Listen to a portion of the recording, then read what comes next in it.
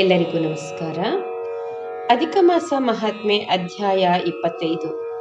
ದೃಢಧನ್ವನು ವಾಲ್ಮೀಕಿ ಋಷಿಗಳನ್ನು ಪುರುಷೋತ್ತಮ ಮಾಸದ ಉದ್ಯಾಪನೆಯ ವಿಧಿವಿಧಾನಗಳನ್ನು ತಿಳಿಸಬೇಕೆಂದು ಕೇಳಿಕೊಂಡನು. ಆಗ ಋಷಿಗಳು ಹೇಳುತ್ತಾರೆ, ಪುರುಷೋತ್ತಮ ಮಾಸದ ವ್ರತಾಚರಣೆಯ ಸಂಪೂರ್ಣ ಫಲಪ್ರಾಪ್ತಿಗಾಗಿ ಈ ವ್ರತದ ಉದ್ಯಾಪನೆ ಮಾಡಬೇಕು. ಆ ಮಾಸದ ಕೃಷ್ಣ ಪಕ್ಷದ ಚತುರ್ದಶಿ, ಅಷ್ಟಮಿ ಅಥವಾ ನವಮಿ ತಿಥಿಗಳು ಉದ್ಯಾಪನೆ ಮಾಡಲು ಪವಿತ್ರ ತಿಥಿಗಳು. ಅಂದು ಪ್ರಾತಃಕಾಲದಲ್ಲಿ ಎದ್ದು ಪ್ರಾರ್ಥವಿಧಿಗಳನ್ನು ಪೂರೈಸಿ ಶಕ್ತಿ ಇದ್ದಷ್ಟು ಪೂಜಾ ಸಾಮಗ್ರಿಗಳನ್ನು ಜೋಡಿಸಿಕೊಳ್ಳಬೇಕು.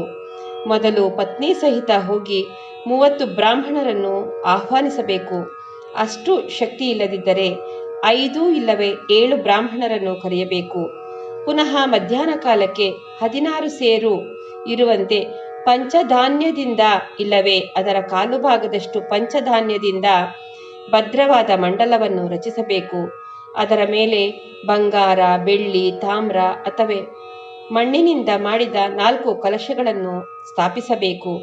ನಂತರ 4 ವ್ಯೂಹಗಳ ಪ್ರೀತ್ಯರ್ಥವಾಗಿ 4 ದಿಕ್ಕುಗಳಲ್ಲಿಯೂ ಸ್ಥಾಪಿಸಿರುವ ಆ ಕಲಶಗಳಿಗೆ ಉತ್ತಮ ವಸ್ತ್ರಗಳನ್ನು ಹೊದಿಸಬೇಕು. ಅವುಗಳ ಮೇಲೆ ವಾಸುದೇವ, ಬಲರಾಮ, ಪ್ರದ್ಯುಮ್ನ ಮತ್ತು ಅನಿರುದ್ಧರನ್ನು ಸ್ಥಾಪಿಸಬೇಕು. ಪುರುಷೋತ್ತಮ ಮಾಸದ ವೃತಾರಂಭದಲ್ಲಿ ಕಳಶದಲ್ಲಿ ಸ್ಥಾಪಿಸಿದ್ದ ರಾಧಾಸಹಿತ ಶ್ರೀ ಕೃಷ್ಣನನ್ನು ಕಳಶ ಸಹಿತ ತಂದು ಮಂಡಲದ ಮಧ್ಯದಲ್ಲಿ ಸ್ಥಾಪಿಸಬೇಕು.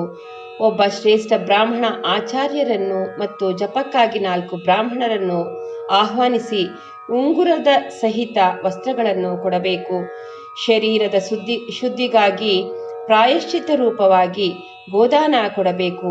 ಸಪತ್ನೀಕನಾಗಿ ಪೂರ್ವೋಕ್ತ ವಿಧಿವಿಧಾನಗಳಿಂದ ಪೂಜೆ ಮಾಡಬೇಕು. 4 ಬ್ರಾಹ್ಮಣರಿಂದ ಚತುರ್ವ್ಯೂಹದ ಜಪ ಮಾಡಿಸಬೇಕು. 4 ದಿಕ್ಕುಗಳಲ್ಲಿಯೂ 4 ದೀಪಗಳನ್ನು ಕಳಶದ ಮೇಲೆ ಸ್ಥಾಪಿಸಬೇಕು. ನಂತರ ಕ್ರಮವಾಗಿ ಎಳನೀರು ಮುಂತಾದವುಗಳಿಂದ ಶ್ರದ್ಧಾಭಕ್ತಿಯಿಂದ ಅರ್ಘ್ಯದಾನ ಮಾಡಬೇಕು. ಭಕ್ತಿಪೂರ್ವಕವಾಗಿ ರಾಧಾಸಹಿತ ಪುರುಷೋತ್ತಮನಿಗೆ ಚತುರ್ಥ್ಯಂತ ನಾಮ ಮಂತ್ರಗಳಿಂದ ಎಳ್ಳಿನಿಂದ ಹೋಮ ಮಾಡಬೇಕು.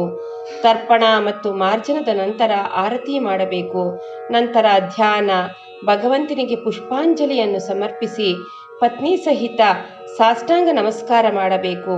ಆಚಾರ್ಯರಿಗೆ ಹಾಗೂ ಬ್ರಾಹ್ಮಣರಿಗೆ ವಸ್ತ್ರ, ಆಭರಣ ಮತ್ತು ದಕ್ಷಿಣೆ ಕೊಡಬೇಕು. ಹಾಲು ಕೊಡುತ್ತಿರುವ ಕರುವಿರುವ ಹಸುವಿಗೆ ವಸ್ತ್ರಾದಿಗಳಿಂದ ಪೂಜಿಸಿ ದಾನ ಕೊಡಬೇಕು. ಇದರಿಂದ ಮಹಾಪುಣ್ಯವು ದೊರಕುವುದು. ಆಹ್ವಾನಿತರಾದ ಬ್ರಾಹ್ಮಣರ ದಂಪತಿಗಳಿಗೆ ಕಂಚಿನ ಪಾತ್ರೆಯಲ್ಲಿ ಹಣ್ಣುಗಳನ್ನಿಟ್ಟು ದಾನ ಮಾಡಬೇಕು. ಪುರುಷೋತ್ತಮನನ್ನು ಭಕ್ತಿಯಿಂದ ಪ್ರಾರ್ಥಿಸಿ ನಮಸ್ಕರಿಸಬೇಕು. ಬ್ರಾಹ್ಮಣ ದಂಪತಿಗಳಿಗೆ ಮೃಷ್ಟಾನ್ನ ಭೋಜನ ಉಣಬಡಿಸಬೇಕು. ಮಧ್ಯೆ ಮಧ್ಯೆ ಪ್ರೀತಿಯಿಂದ ಉಪಚರಿಸಬೇಕು. ನಂತರ ಆದರ ಪೂರ್ವಕವಾಗಿ ತಾಂಬೂಲ ಕೊಡಬೇಕು. ಪರಮಾತ್ಮನಲ್ಲಿ ಕ್ಷಮಾಯಾಚನೆ ಮಾಡಬೇಕು. ಭೂತಗಳಿಗೆ ಅನ್ನದ ಬಲಿ ಕೊಡಬೇಕು. ನಂತರ ಬಂಧು ಜನಗಳ ಸಹಿತ ಊಟ ಮಾಡಬೇಕು. ಅಮಾವಾಸ್ಯೆಯ ರಾತ್ರಿ ಜಾಗರಣೆ ಮಾಡಬೇಕು.